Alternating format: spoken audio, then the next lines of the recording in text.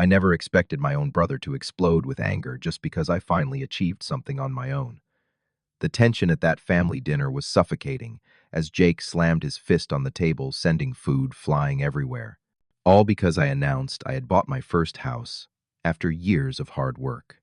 My parents just sat there shocked as their golden child stormed out, leaving me alone with the mess and the crushing realization that my accomplishment was somehow a threat to him. If you are watching this and know what it is like living in someone's shadow, drop a comment below about your experience. And if you are new here, hit that subscribe button to join our community of real stories. Growing up as the younger brother of Jake was like living in a permanent eclipse. From my earliest memories, our family dynamic was clearly defined. Jake was the golden child, and I was just there.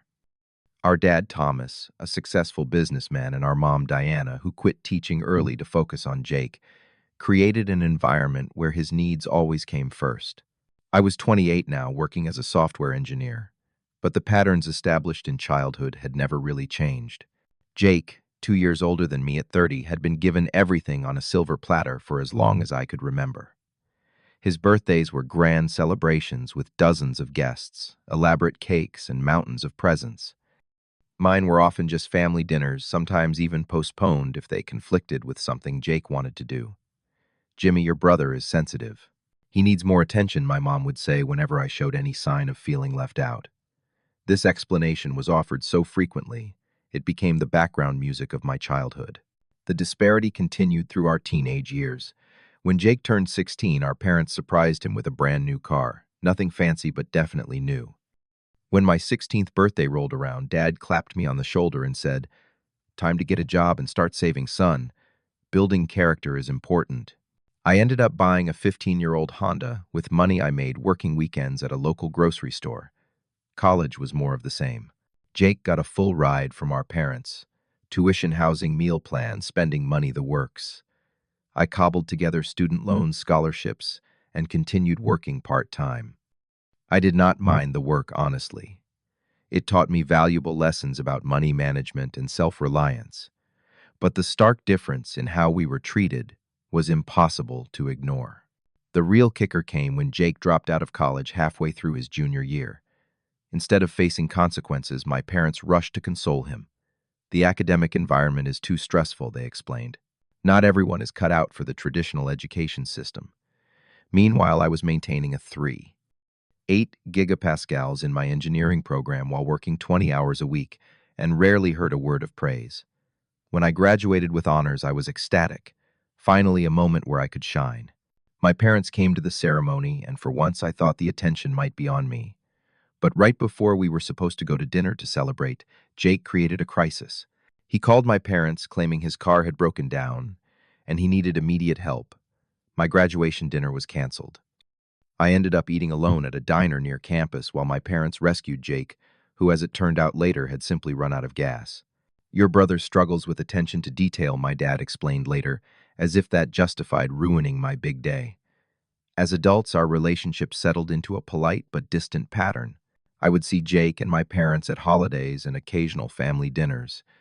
I learned to keep conversations superficial and expectations low. Jake bounced between jobs, never staying anywhere longer than a few months. He always had explanations. The boss was unfair, the hours were too demanding. The work did not appreciate his unique approach. Our parents nodded sympathetically and often helped him financially during the transition periods. I, meanwhile, built my career methodically. Each setback was a lesson, each success, a quiet, private victory. I learned early on that sharing good news with my family rarely resulted in celebration.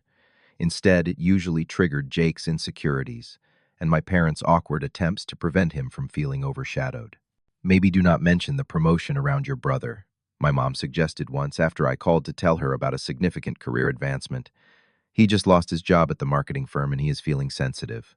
I agreed, swallowing my disappointment. It was easier than dealing with the alternative. This had become our family's unspoken rule. Jimmy's successes must be downplayed to protect Jake's feelings. My achievements were treated almost like secrets, things to be hidden away rather than celebrated. So when I decided to buy a house, I knew deep down how it would go. But some naive part of me still hoped. Just this once, things might be different. My decision to buy a house was not impulsive. It grew from years of frustration and determination. After college, I moved into a small apartment near my first job. It was nothing special, just a one-bedroom unit with thin walls and temperamental plumbing. But it was mine, paid for with my own money, and that meant something. About 3 years into my career, I tried to upgrade to a nicer apartment complex. Despite having a good job and savings, I was rejected because my credit score was not quite where it needed to be. Student loans and a few late payments from my leaner early days had taken a toll. Standing in that rental office holding the rejection letter, something clicked.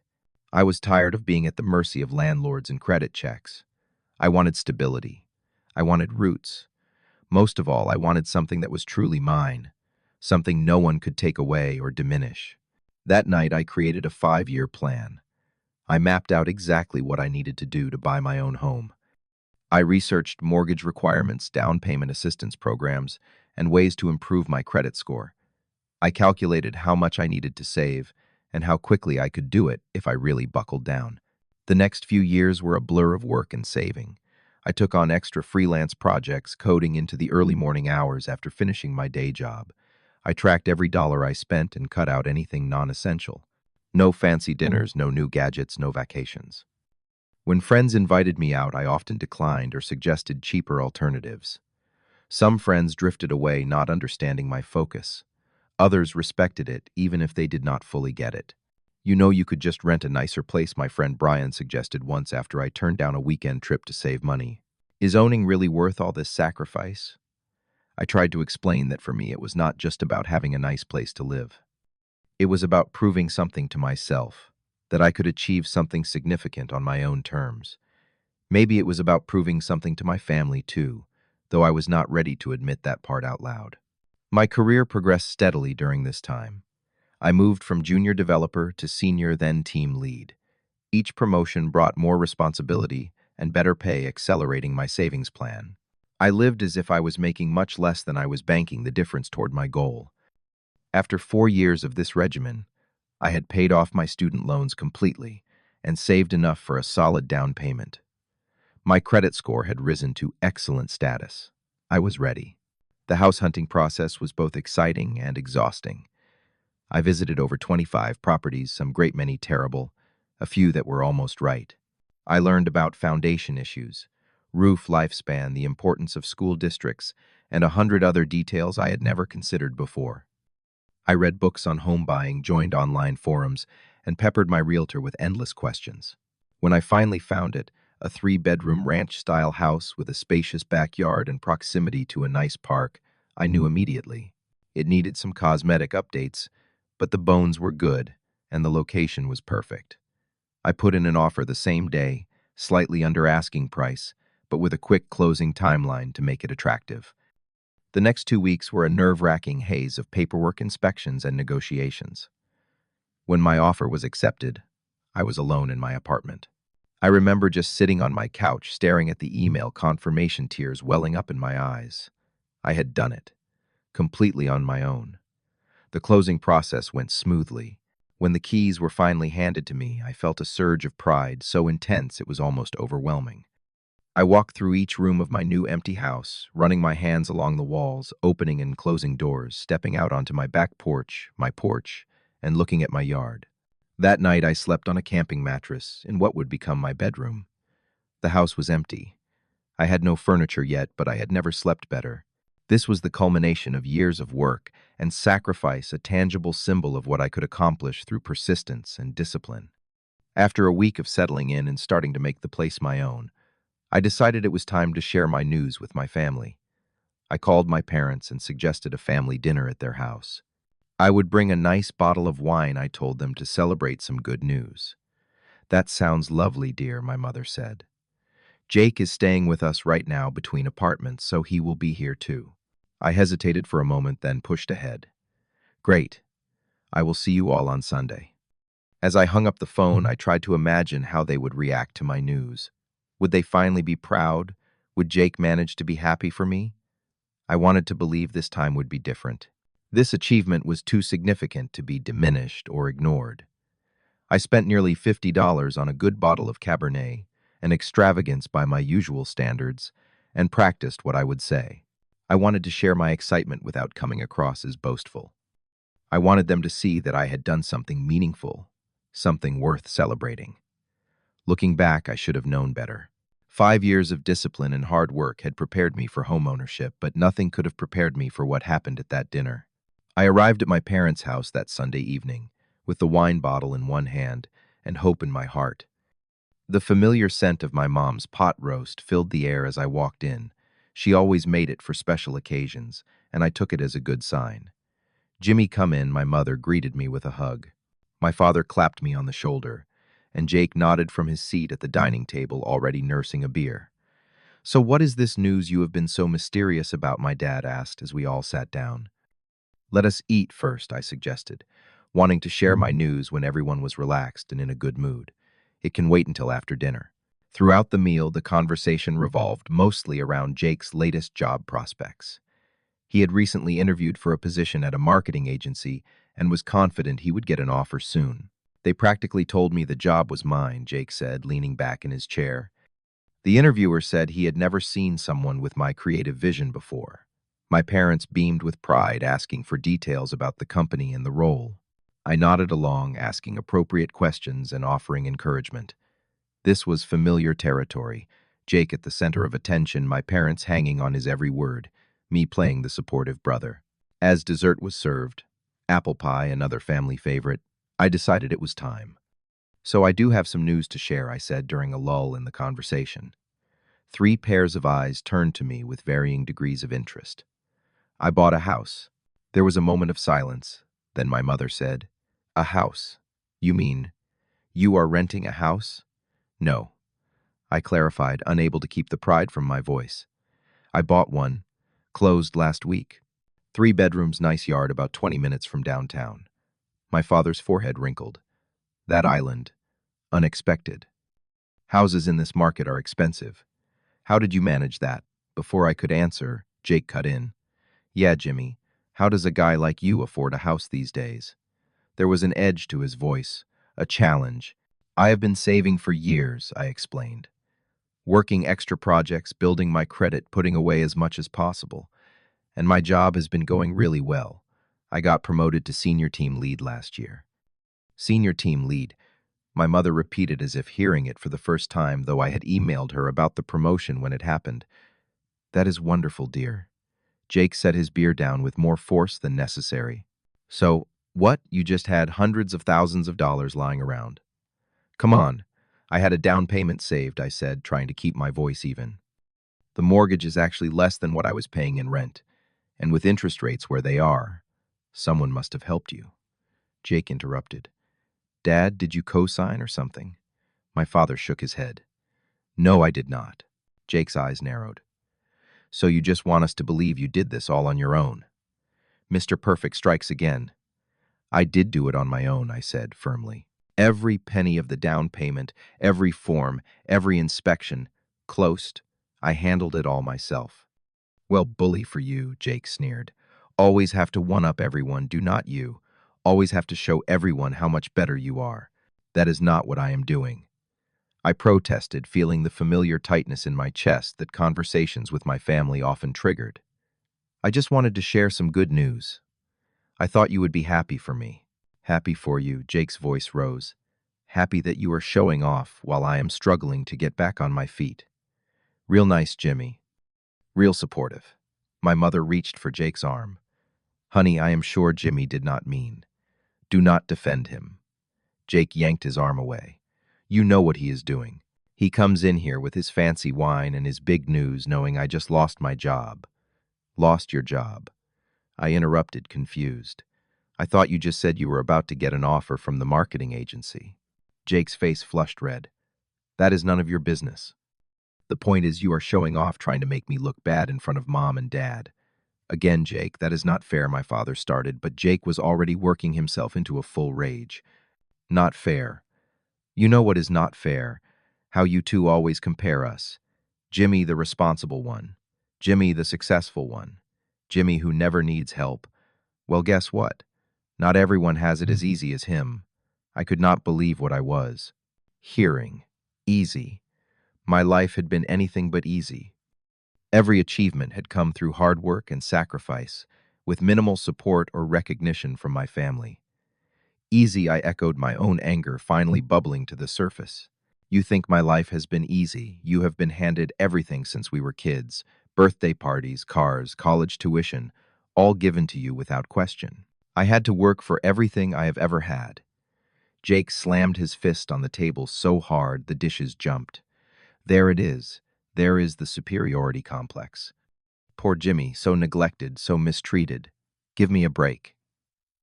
He stood up abruptly, knocking his chair backwards. With a sweeping motion of his arm, he sent his plate flying off the table, shattering against the wall and sending food splattering across the dining room. Jake, my mother, gasped, but he was not done. He kicked his fallen chair, grabbed his beer bottle, and hurled it into the kitchen sink, where it shattered loudly.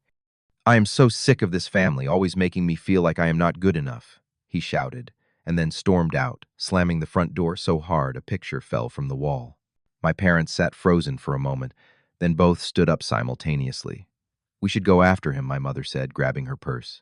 He is upset. My father nodded. He might do something reckless when he is like this. Neither of them looked at me as they rushed out the door, leaving me sitting alone at the table, surrounded by the destruction of my brother's tantrum. The pot roast was getting cold. My untouched wine sat open on the table. The shattered plate and glass needed to be cleaned up. I sat there for several minutes, stunned by what had just happened. My big news, my proud achievement, had been twisted into something ugly, and once again Jake's feelings took precedence over everything else.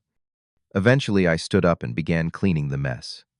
I swept up the broken plate, wiped food from the wall, and carefully disposed of the glass shards.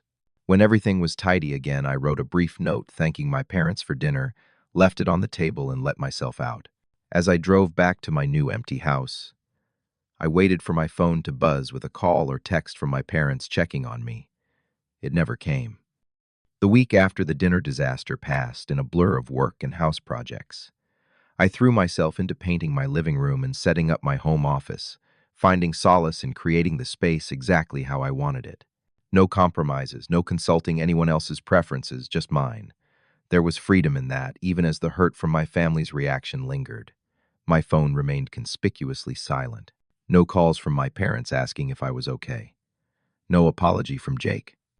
It was as if my big news and the explosive reaction to it had never happened. Then on Sunday afternoon, my mother called. Her voice was tentative, careful. Your father and I would like to talk with you, she said. Can you come over this evening? I hesitated. Is Jake going to be there? No, he is out with friends. This would just be the three of us. Part of me wanted to refuse to protect myself from more hurt, but a larger part still craved their understanding, their approval. Okay, I will be there at 6. When I arrived, the house was quiet. My parents sat in the living room looking uncomfortable. I took a seat across from them, waiting. My father cleared his throat. Son, we wanted to talk to you about what happened last week. I nodded, not trusting myself to speak yet. Your mother and I think it would be best if you apologize to Jake, he continued. He has been very upset all week. I stared at them in disbelief. Apologize. For what? Buying a house, sharing my news. For making him feel bad, my mother explained, as if it should have been obvious. You know how sensitive he is, and things have been difficult for him lately. Difficult how, I asked, though. I already knew what was coming. They exchanged glances. He lost his job again, my father admitted. Third one this year. The company downsized, and he was the newest hire. And he is living here now, my mother added. Just until he gets back on his feet. The familiar pattern unfolded before me. Jake fails, my parents rescue him, and somehow I am expected to adjust my behavior to accommodate his feelings. But this time something in me refused to play along. No, I said quietly. No, what, dear? My mother asked. No, I will not apologize to Jake for my success. I worked incredibly hard for that house. Years of sacrifice and planning and discipline. I deserve to share that news and receive congratulations, not a temper tantrum and broken dishes. My father's expression hardened. Your brother is going through a tough time. He is always going through a tough time, I interrupted, and I am always expected to dim my light so he does not feel overshadowed. Do you have any idea what that feels like? To constantly hide your achievements? To walk on eggshells in your own family? We do not play favorites, Jimmy, my mother protested weakly. Really, I let out a hollow laugh. When I graduated college with honors while working part-time, you canceled my celebration dinner because Jake ran out of gas. When I got promoted last year, you told me not to mention it around Jake because he had just lost a job. Every milestone in my life has been downplayed or ignored to protect his feelings. My parents looked uncomfortable, but I could not stop now. Years of pent-up frustration came pouring out. Do you know what it took for me to buy that house? I worked 60-hour weeks. I took on freelance projects that kept me up until 2 in the morning. I skipped vacations. I lived in a tiny apartment with noisy neighbors and saved every penny I could. And when I finally achieved this huge goal, my own family could not even be happy for me for 5 minutes before Jake had a meltdown and you both ran after him. My voice broke on the last words, and to my horror, I felt tears welling in my eyes. I blinked them back furiously. My parents sat in stunned silence. Then, to my surprise, my father's shoulders slumped. "You are right," he said quietly. My mother turned to him shocked. "Thomas, no Diana. The boy is right." He looked at me with tired eyes. "We have been unfair to you, Jimmy. We have held you to a different standard because you seem so capable. And we have enabled Jake's behavior for far too long." It was the last thing I had expected to hear. For a moment, I did not know how to respond. "Your house," my father continued. "It is a tremendous achievement. We should have celebrated with you. I am sorry we did not." The simple acknowledgement loosened something in my chest. My mother still looked conflicted, but she nodded slowly. "What do you want from us now, Jimmy?" she asked. I took a deep breath. "I need some space. I need you to respect that I will not attend family events if Jake is going to behave that way and not apologize. And I need you both to stop expecting me to manage his emotions. They are not my responsibility." "But we are family," my mother protested. "Yes, we are.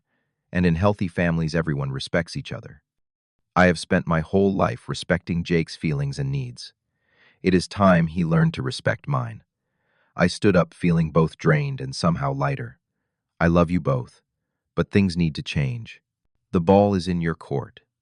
As I walked to my car, I half expected them to call me back to argue more or try to make me feel guilty.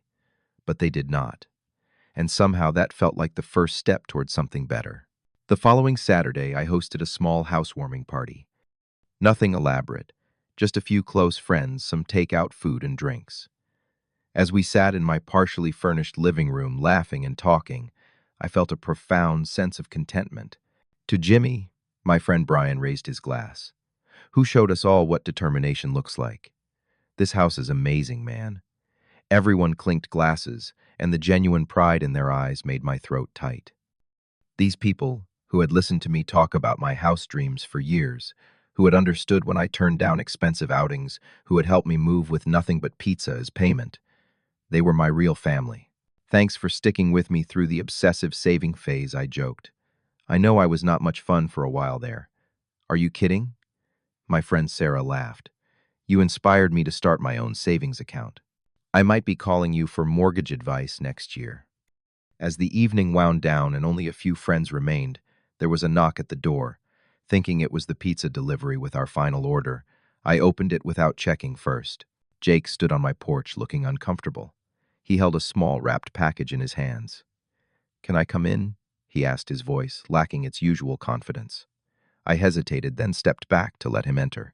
My friends, sensing the tension, made quiet excuses and began gathering their things.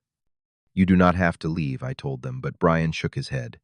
"Call me tomorrow," he said quietly, and within minutes the house was empty except for Jake and me. We stood in awkward silence for a moment.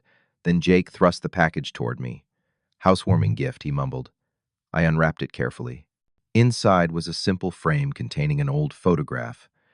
Jake and me as kids, maybe 7 and 9 years old, building a tree fort in our backyard.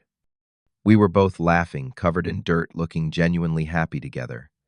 "I found it in Mom's albums," Jake explained. "Thought it might. I do not know. Look good somewhere in here." "Thank you," I said, surprised by the thoughtfulness of the gift. "Do you want to sit down?"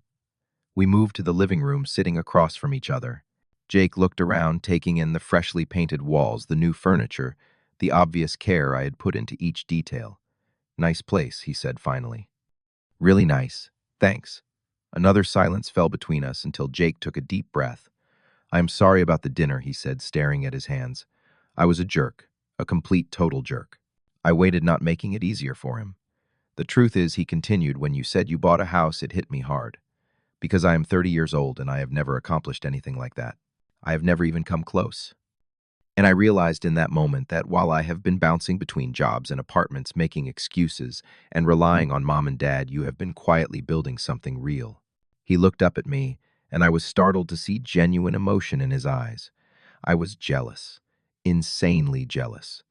Not just of the house, but of I do not know, your self-sufficiency, your follow-through, all the things I know I lack. It was perhaps the most honest thing Jake had ever said to me. I felt a complex mix of emotions, vindication, sympathy, lingering anger. I appreciate you saying that, I said carefully.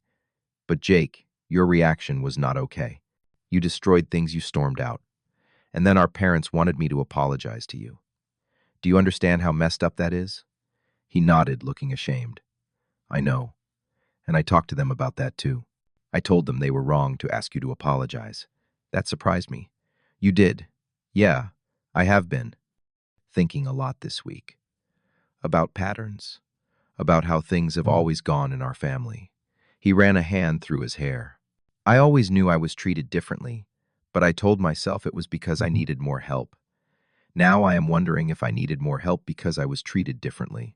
There was an insight there that I had not expected from my brother. For the first time in years, maybe ever, I felt like we were having a real conversation. I want to change, Jake said. I do not want to be this person anymore. Unemployed at 30, living with our parents, throwing tantrums when my little brother succeeds. I want to learn how to be better. More like you, actually. I am not perfect, Jake. No, but you are responsible. You set goals and you achieve them. I have never done that. He hesitated. I was wondering if you might help me. Give me advice sometimes. Not money, he added quickly. Just guidance. I considered his request. I can do that. But only if you are serious about taking responsibility for yourself. No more blaming others when things go wrong. No more expecting bailouts. That is fair, he agreed. More than fair. As he was leaving, Jake paused at the door. I got a job, he said. Nothing special, just customer service at a tech company. But it is a start. And I am looking at apartments next week. That is great, Jake. Really? He nodded, and for a brief moment I saw a glimpse of the brother I had wished for all these years. Supportive, making an effort, taking steps toward independence. I am proud of you, I said, surprising myself with the words. For coming here tonight. For apologizing. That took courage. A small smile touched his lips. Thanks, Jimmy. That means a lot. 3 months later, my house truly feels like home. I have painted every room, furnished the spaces with care, and even started a small vegetable garden in the backyard. Each improvement, no matter how small, brings me satisfaction. This is mine, created through my own efforts, a physical manifestation of years of discipline and determination. My relationship with my family has been evolving. My parents have started to respect the boundaries I set. They call more often, ask questions about my work and my house, and seem genuinely interested in my life. Jake is making progress too, though old habits occasionally resurface. He moved into his own apartment last month. Not as nice as my house, but a step toward independence that I applauded sincerely. Last weekend, all 3 of them came over for dinner, the first time I have hosted a family meal in my new home. There was an initial awkwardness, but as the evening progressed, something like normalcy emerged. We talked, we laughed, and no dishes were broken. Small victories, but meaningful ones. The most important lesson I have learned through all of this is that sometimes you have to stand up for yourself, even with the people who are supposed to love you most. Family patterns run deep, and breaking them requires courage and persistence. For years, I dimmed my light to avoid outshining Jake. I accepted less than I deserved to keep the peace. But in doing so, I was not helping anyone. Not myself, not Jake, not our parents. True success is not measured by others' recognition or approval. It comes from setting goals aligned with your values and working toward them with integrity. The moment I held those house keys in my hand, I felt a sense of accomplishment that no one could take away, not even Jake's tantrum or my parents' initial failure to celebrate with me. Establishing healthy boundaries, even with family, is not selfish. It is necessary. It allows relationships to evolve into something more authentic and balanced. The path forward with my family is not perfect, and there will surely be setbacks. But for the first time in my life, I feel like we are moving in the right direction. This house has become more than just a place to live.